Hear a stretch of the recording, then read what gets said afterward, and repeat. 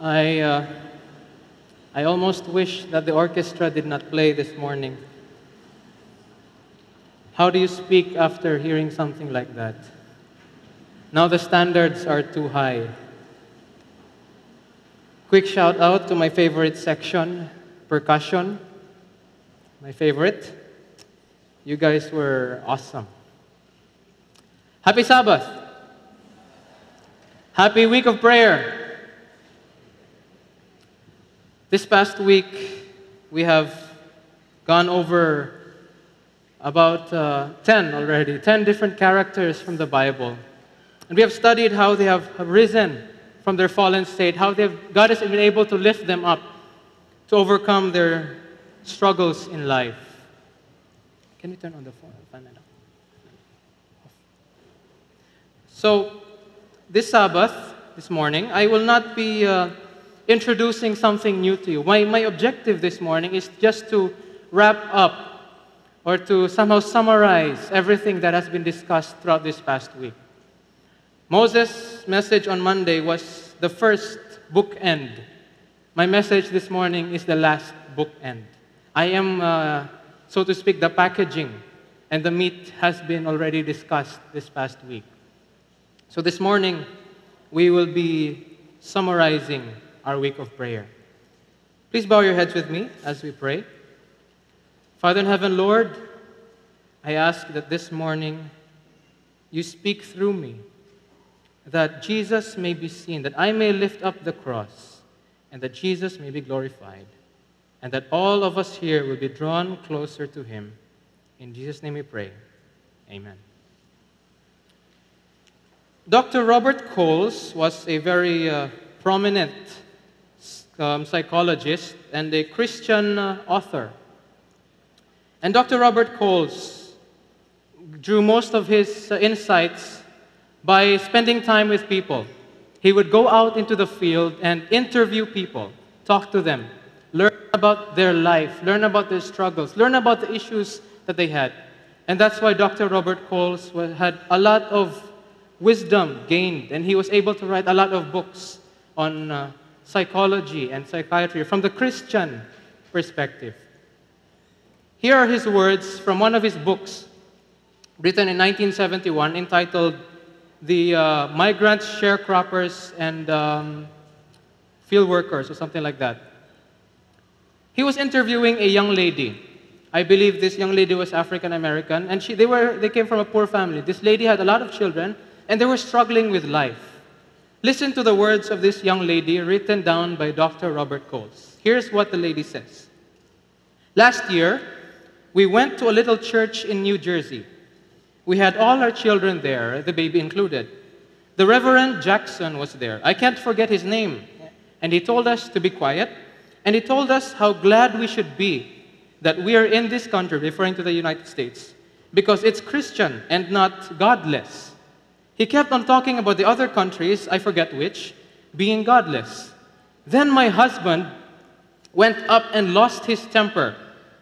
Something happened to his nerves, I believe. He got up and started shouting, yes.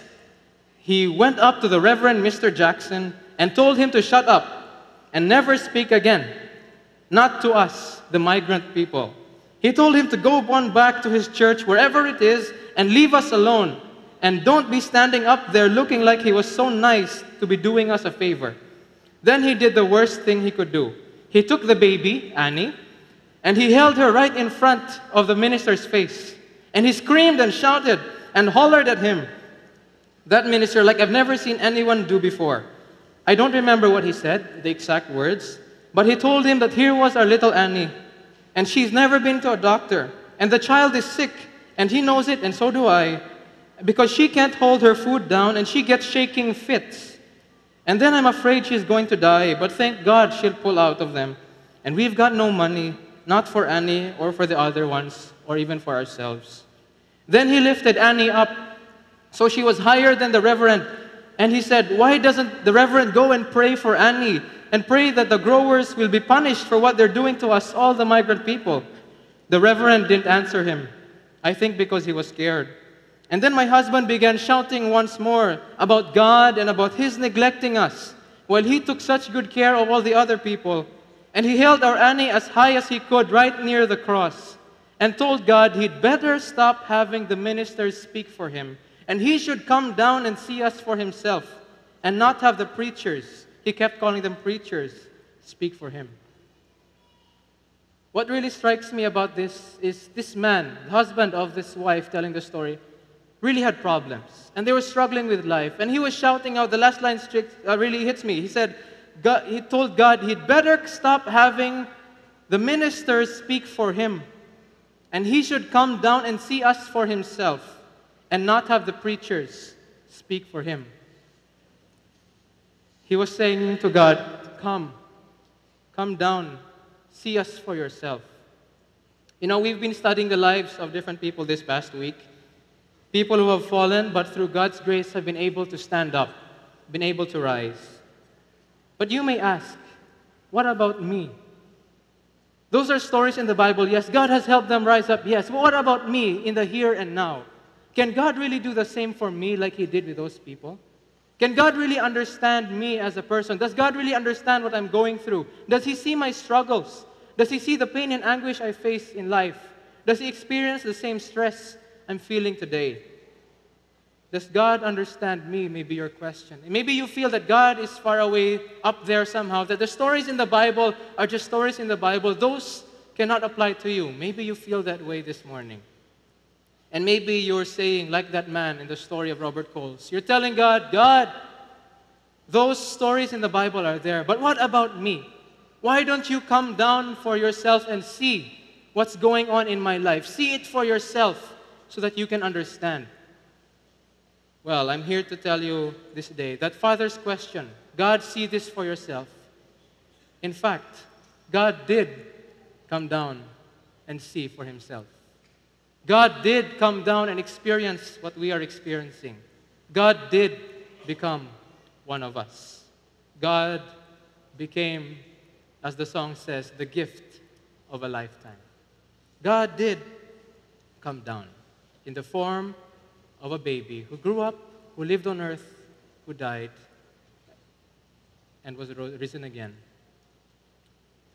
This morning, we will be talking about one man, Jesus.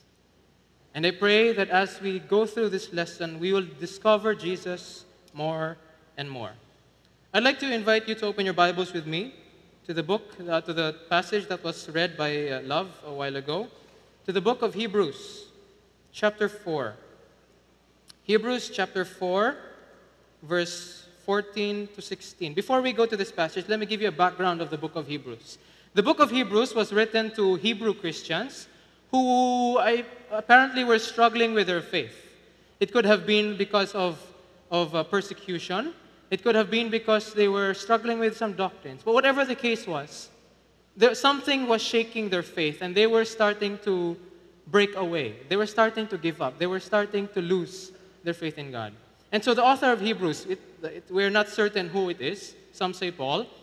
But the author of Hebrews was writing this to encourage them, to show them that there is still something to hold on to. And the central theme of the book of Hebrews is Jesus. And so we come to the 4th chapter of the book of Hebrews, starting from verse 14.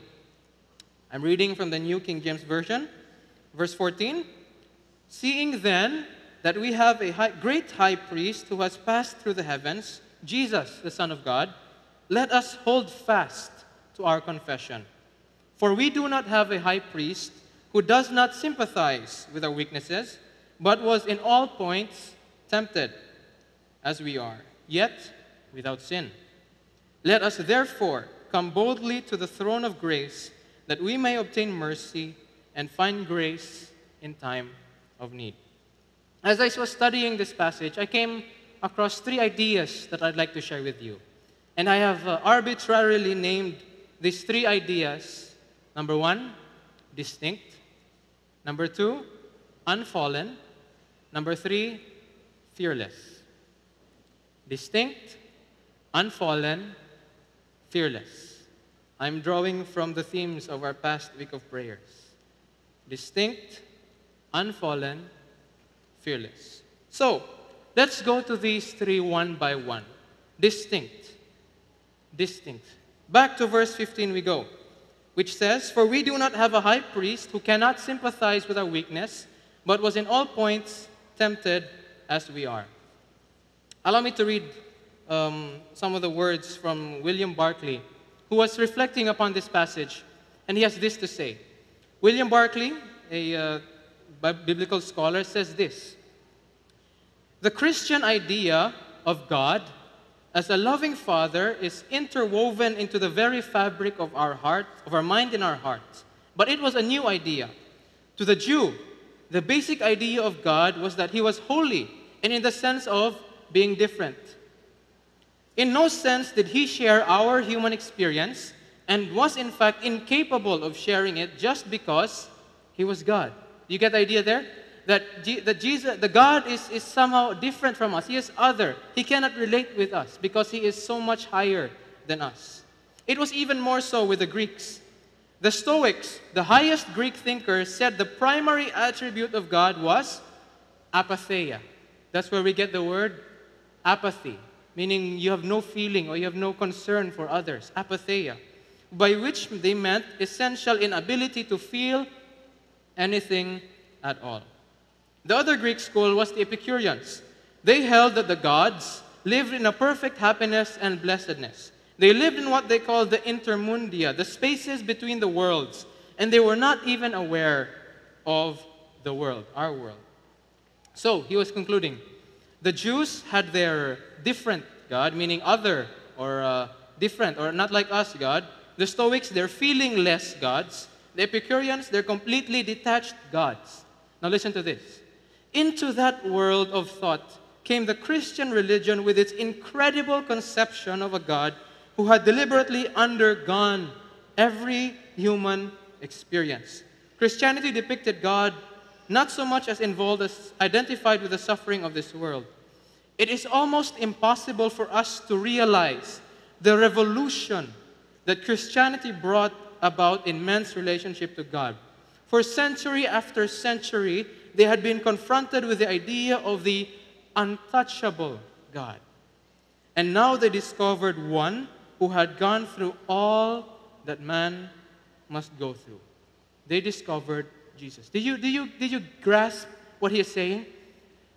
Before Christianity came, the idea was that God is out there. He cannot relate to us. He is wholly other. He is apathetic to our needs. But when Christianity came in, it destroyed the picture and says, no, God is not other. He comes down to us. He sympathizes with our weakness.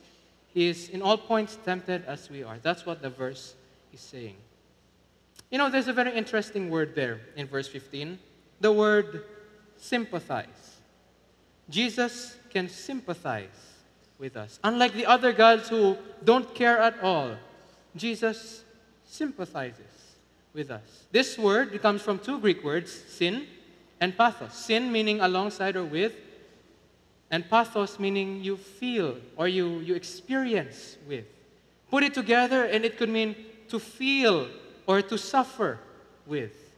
Jesus came to earth to feel with us, to suffer with us, to experience with us. Because of the incarnation, Hebrews implies, God hears our prayers in a new way, having lived here and having prayed as a weak and vulnerable human being himself. Jesus sympathizes with us. Moses on Monday shared his experience from the cross culture. I guess it's my turn to share with you my experience at the cross culture. When we were halfway up well, for those of you who don't know, cross culture is this a 10-day activity where we go up to the mountains and we spend time with the natives.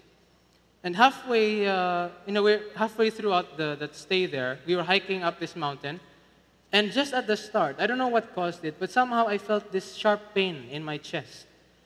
I don't know what caused it. It was the first time I ever experienced it.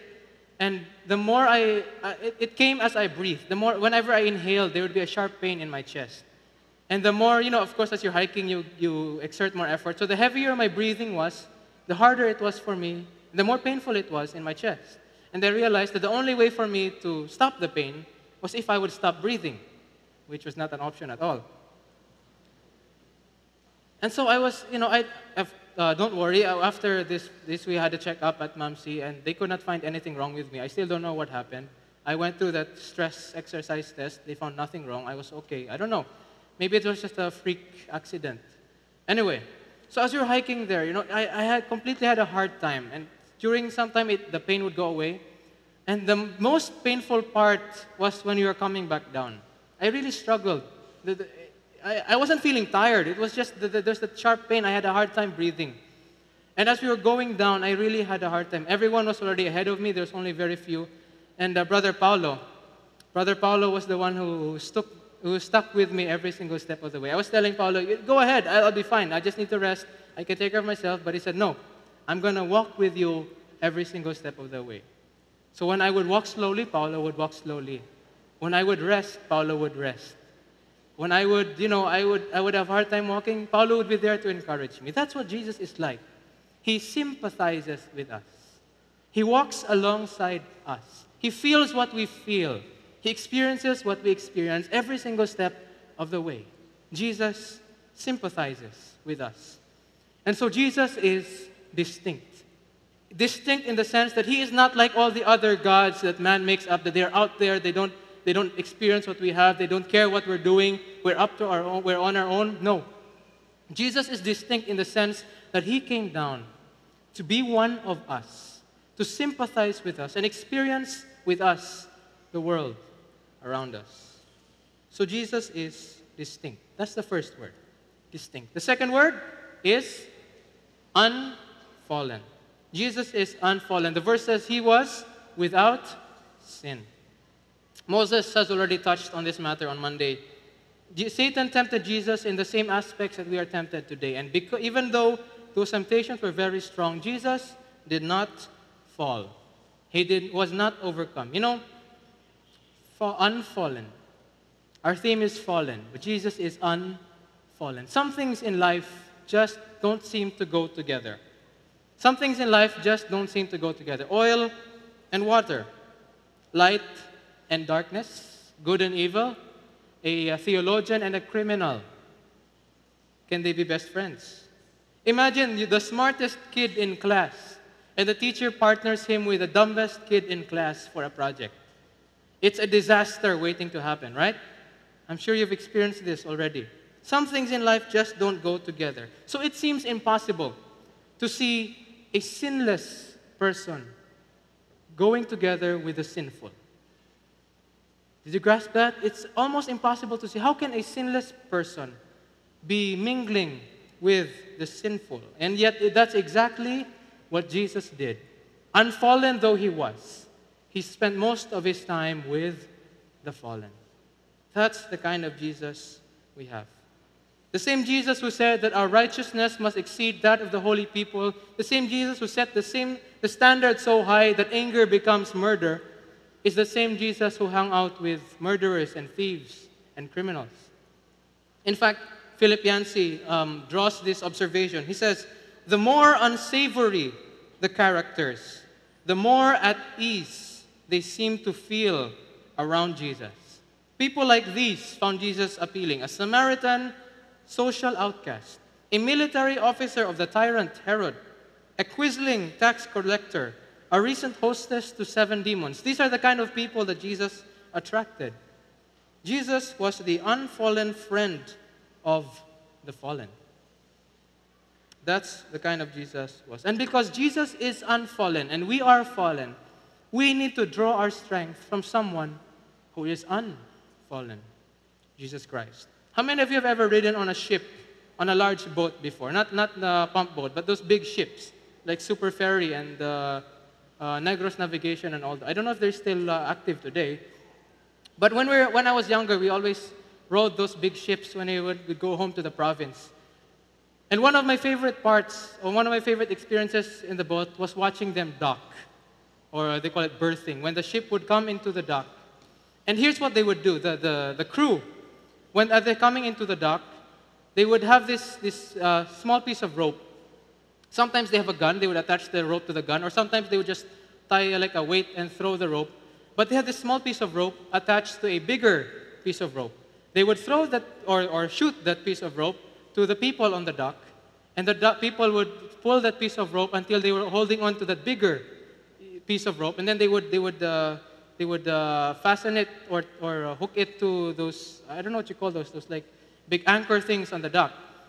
And then what they would do was the ship would have these winches, machines that would tighten and tighten and tighten until the boat would start, they would pull the rope and pull the rope and pull the rope. But I realized it wasn't the boat pulling the land closer to the ship. By the act of pulling, the boat was pulling itself closer to the shore. It was not the boat, no matter how big or gigantic, even if it's like a billion-dollar cruiser, billion-dollar luxury cruise ship, no matter how big the ship is, it could never be big enough to move the land. It could never be big enough to move the land. So whenever they would be pulling on that rope, the land would not come closer to the boat. It would be the boat going closer to the land. That's somehow what Jesus is like for us.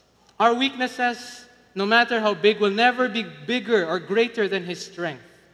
Jesus will always be stronger than our weaknesses. So we anchor ourselves onto Him and pull and draw ourselves closer to Him. And we draw strength from Him. Jesus, the unfallen man, unfallen God-man, helping those who are fallen.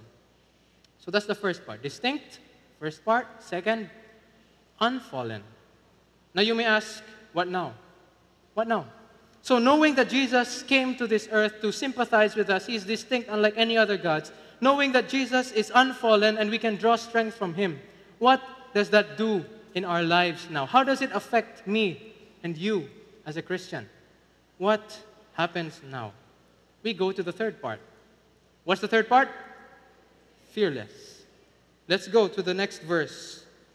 It says, "Let us therefore come boldly to the throne of grace, that we may obtain mercy and find grace to help us in a time of need."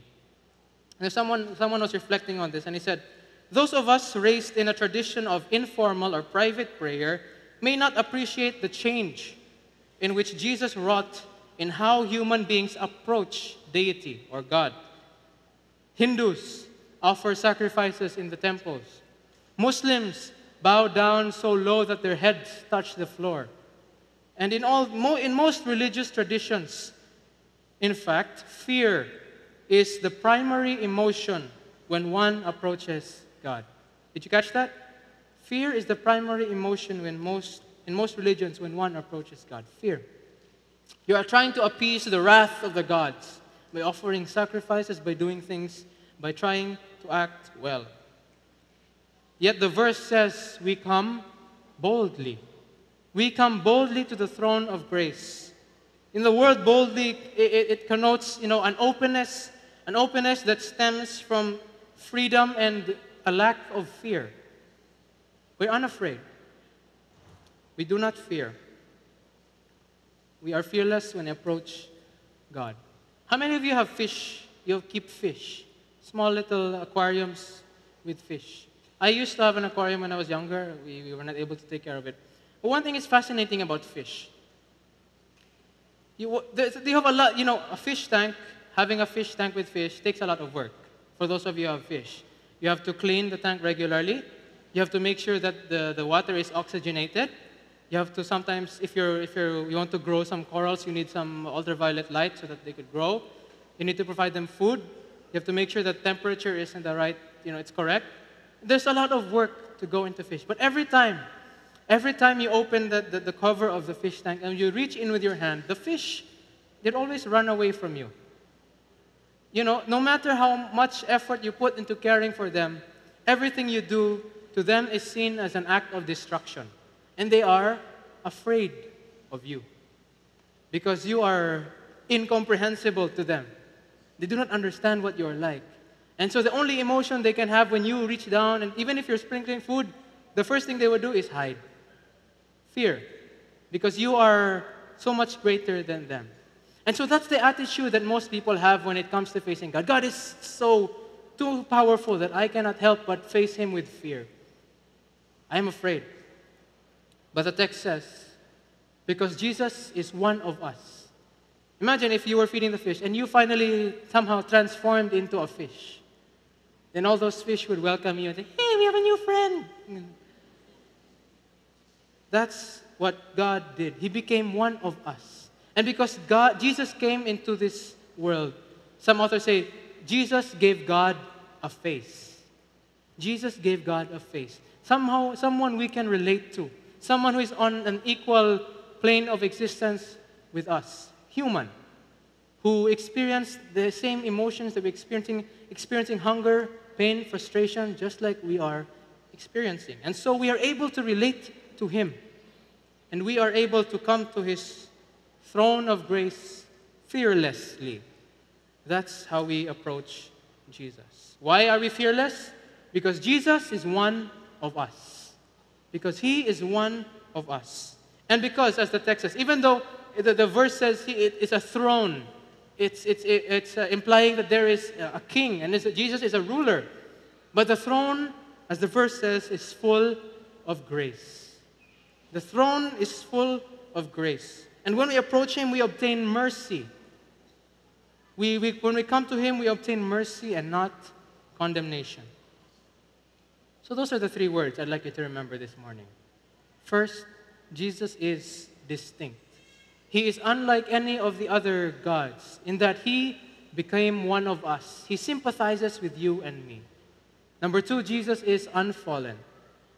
He has not been able to fall into sin. And because He is unfallen, we can hold on to Him and pull ourselves closer to Him and gain strength from Him.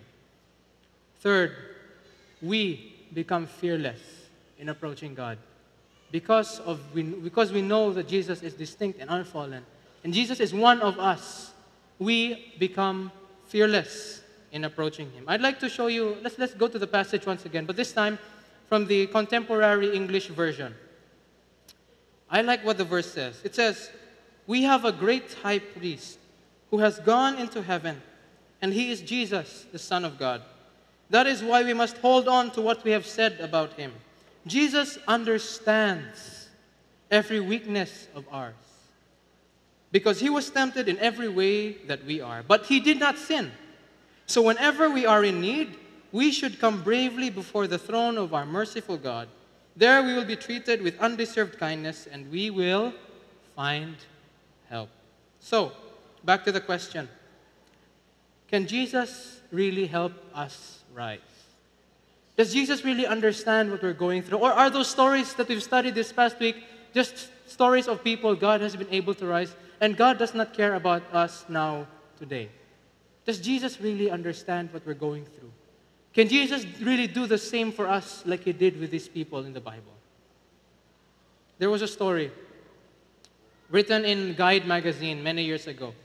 I read this when I was about 12 or 13 years old, but it had such a big impact on me that I could not forget the story. There was a boy who was the victim of such bullying. Whenever he would go to school or come home from school, these bullies would always, they were on bikes, they would always hit him, smack him. And what he hated most of all was they would not only hit him, but they would spit on his face. That to him was the most insulting act ever. And he really hated being bullied. One day, coming home from school, he came face to face with these bullies again. As he was walking home, these bullies came, they roughed him up, and then as usual, the leader of this group spat in his face. Then he heard a voice shouting, and he looked, and he said there was a woman standing in front of this church, and she saw the whole event, and she was angry, and she told the boys, go home and leave this place.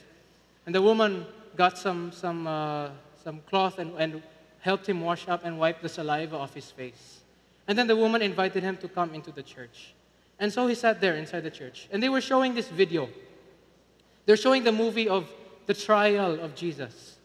And the boy watched spellbound and awestruck at how Jesus was being treated by these soldiers. He watched as Jesus was being slapped in the face and being kicked and shoved and hurt and punched.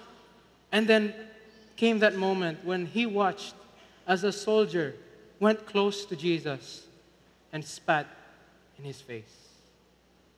And that boy, watching that film, reached up into his own cheeks, where moments before had been stained by saliva. I don't know if that boy completely understood who Jesus was at that time, but I'm sure one thing was clear to that boy.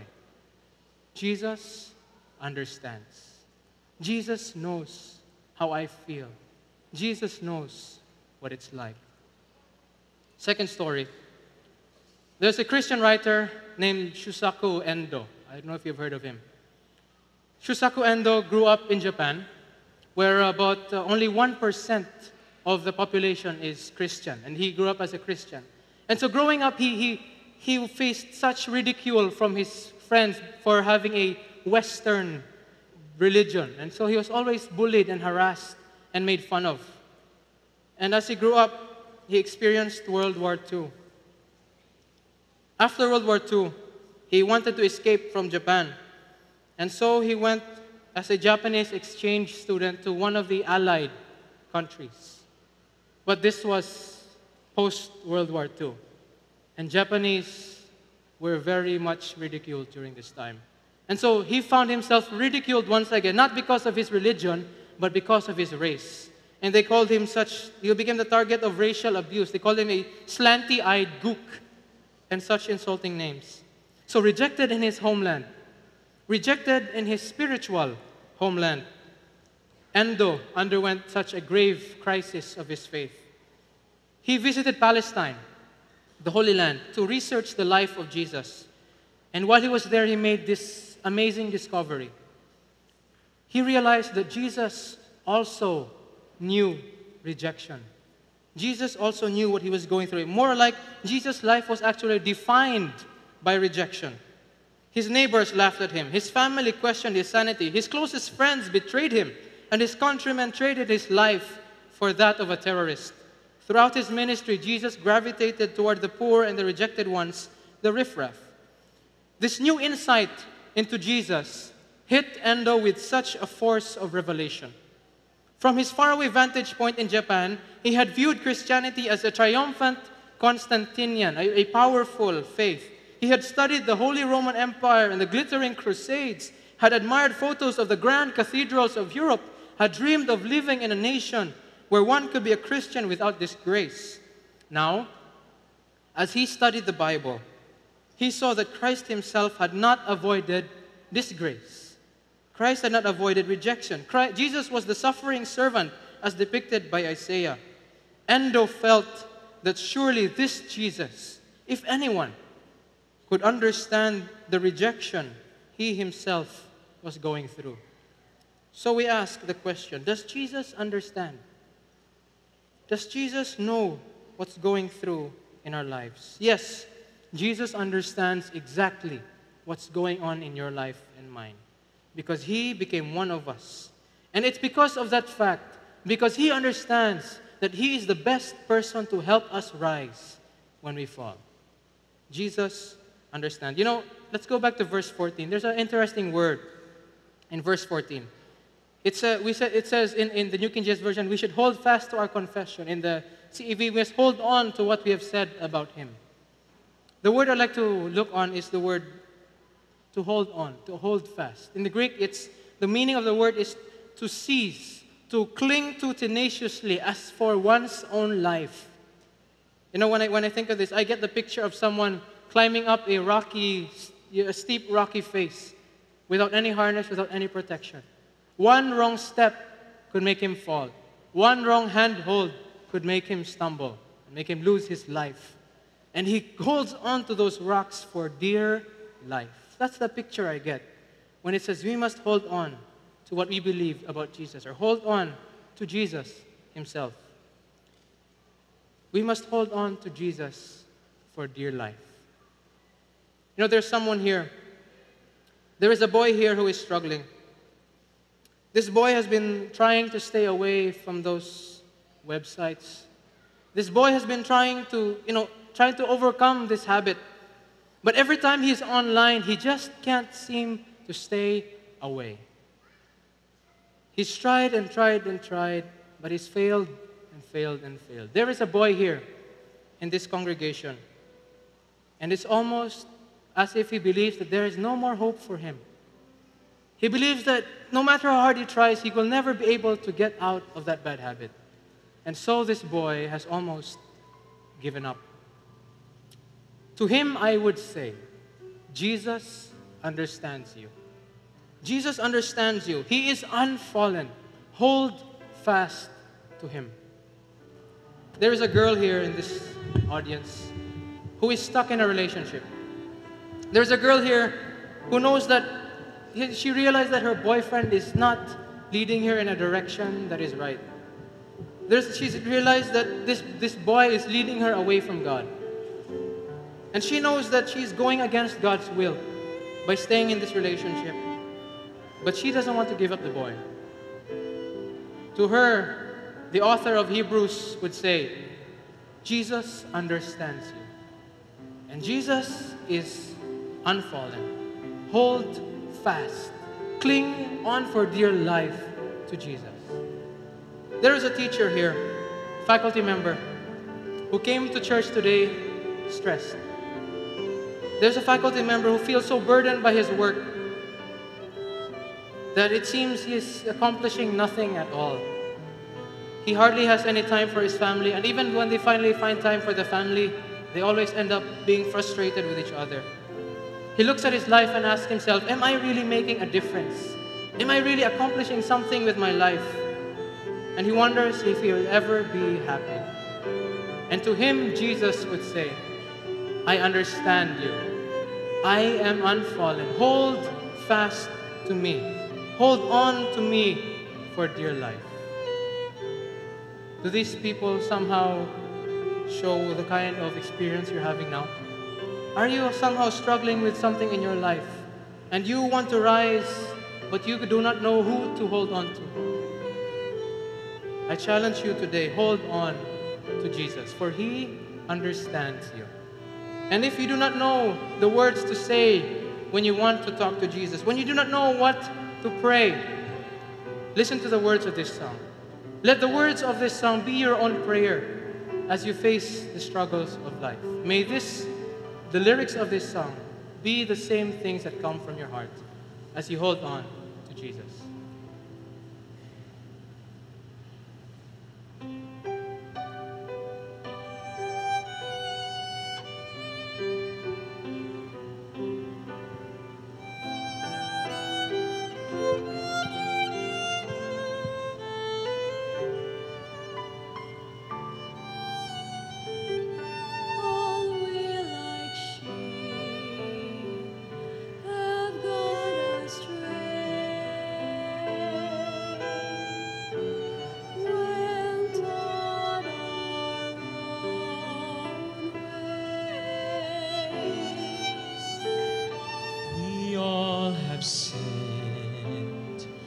And fallen short of your glory day by day. Lord, I pray that you help us this day from sin to turn us away and pull us out from this miry clay. Raise me Raise me up, O Lord, from this sinful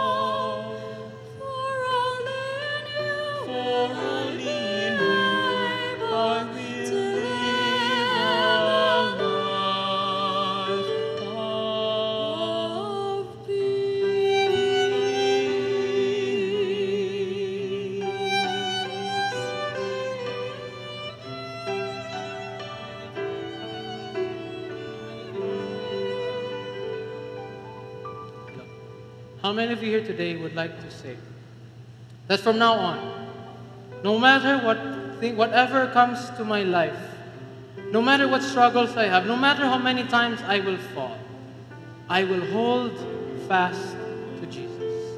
That no matter how I'm struggling, no matter what it seems that there is no future for me, I will hold fast to Jesus for dear life, because I know that Jesus understands. How many of you would like to say that today? I would invite you to stand and pray with me. Father in heaven, Lord, here are your people standing before you. Every single person here has fallen.